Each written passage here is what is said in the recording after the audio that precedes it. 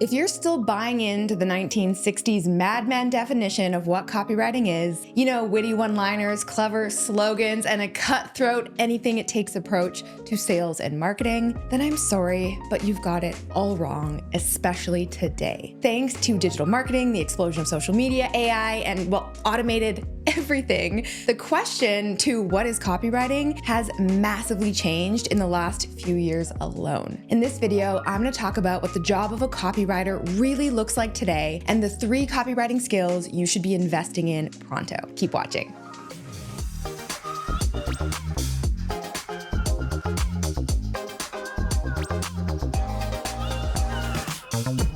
Hey Posse, what's up? It's Alex coming at you this week with a video that is long overdue. I have really been meaning to do this one for a while. It turns out that a lot of people are still asking, what is copywriting? In fact, that search term got 38,000 searches this month alone. So let's talk about it. But first, here is the definition according to Wikipedia. Copywriting is the act or occupation of writing text for the purpose of advertising or other forms of marketing. Copywriting is aimed at selling products or services.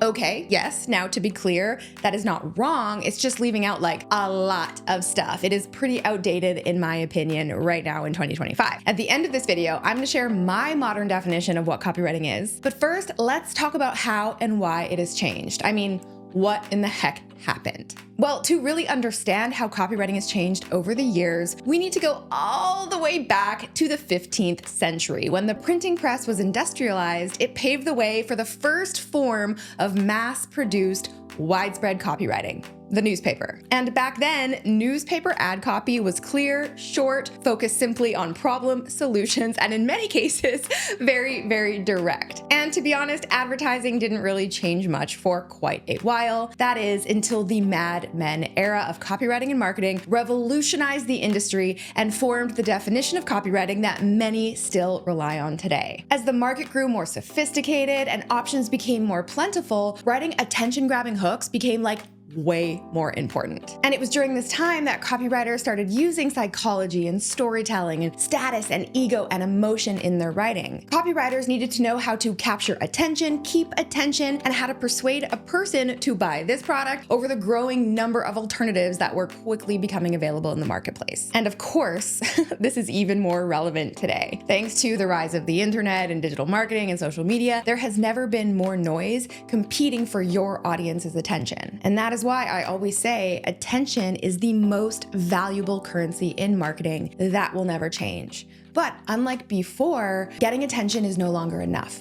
Because after you get their attention, you then need to earn their trust, and that is getting a lot harder to do. Now, you might be thinking, yeah, obviously, right? Trust is important. I'm sure it always has been. And yes, that's true, but here's where things have changed. And I think the best way to show this is to tell you a little story. So when I started in the online marketing world back in 2008, customer trust was more or less the baseline or the default. It was almost as if people just trusted anything if it was published online without asking too many questions. You didn't have to work too hard to earn that trust. So for example, back then, I knew of so many businesses that were making millions of dollars by selling a product with barely any social proof, using a fake personality, stock photos, and a pen name, and never even creating a single piece of content or a video. It was all just ads directing to usually a really ugly sales page. It was usually black text on a white background with huge red letters and yellow highlight and underline and 0 images. And I mean, that's pretty impressive if you think about it. It really highlights the power of great copywriting. But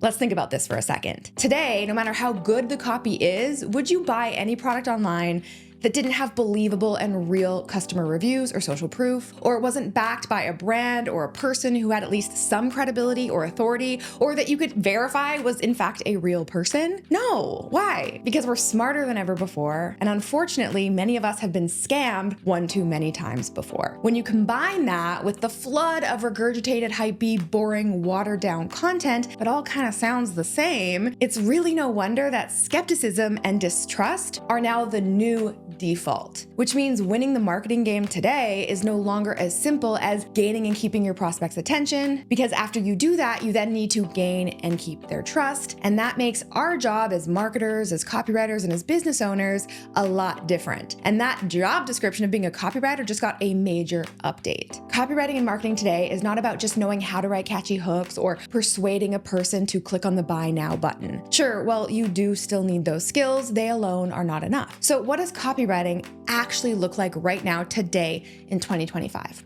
Well, in my opinion, a great copywriter needs to have these 3 skills. Number 1, content strategizing. A content strategy is intentionally created to pull your ideal audience into your world and build trust. For years, content and copy were looked at as 2 completely separate things. And I even did a video way back when where I broke down the 3 key differences. But today, that is no longer the case. They are very much intertwined because of the huge web of touch points that the average person takes interacting with your content and marketing before they ever decide to buy from you. As a copywriter and marketer, being able to create valuable and memorable content in those touch points has never been a more important part of the overall marketing picture. Through blog posts or YouTube videos like this one, social media posts, free lead magnets that deliver real value like checklists or guides or ebooks or quizzes or anything like that, you can really increase the number of touch points that your audience is taking. Now, your content strategy might not generate much, if any, direct revenue, but it's invaluable because this is what will feed your sales later on. The main focus of your content strategy is to attract new leads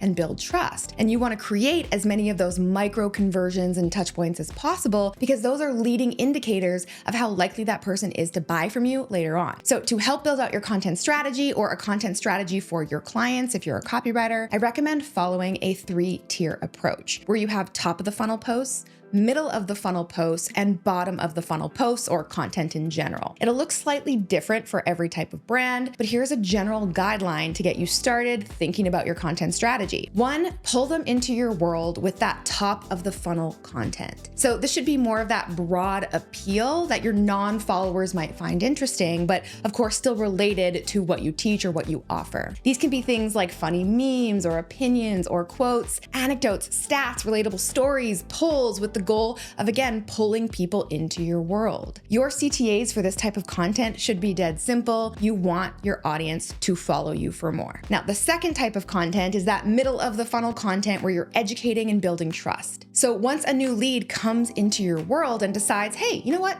I like what this person has. I want to get to know them a little bit better. Now it's time to show them what you're made of. For this type of content, you want to focus on delivering free value that will genuinely help them. Stuff like tools, strategies, tips, and frameworks. This content really should showcase how you can help your audience achieve their goals or solve their problems that, of course, will move them closer to trusting you and buying from you. And the perfect CTA to use for this type of content could be to download some free lead magnet or get some other type of resource. And that is how you get your followers onto your email list, which we know is really, really important. And then finally, you have your third type of content, which I call offer and nurture. This is your bottom of the funnel content, the people who have been following you for a while. They probably already trust you, but they haven't taken action yet. So this is the type of content where you want to present an offer to those who are ready. Now, these type of posts should be few and far between. Remember, the purpose of your content strategy is not to sell directly. It is to grow an engaged audience and build a relationship with them over time so that when they are ready to buy, they will buy. And if you do a great job at number 1 and 2, then your bottom of the funnel followers will already be on your email list, possibly, and they will already be seeing your offers and promotions. So we don't really need to work too hard at selling directly on social media here. But with that being said, it is totally okay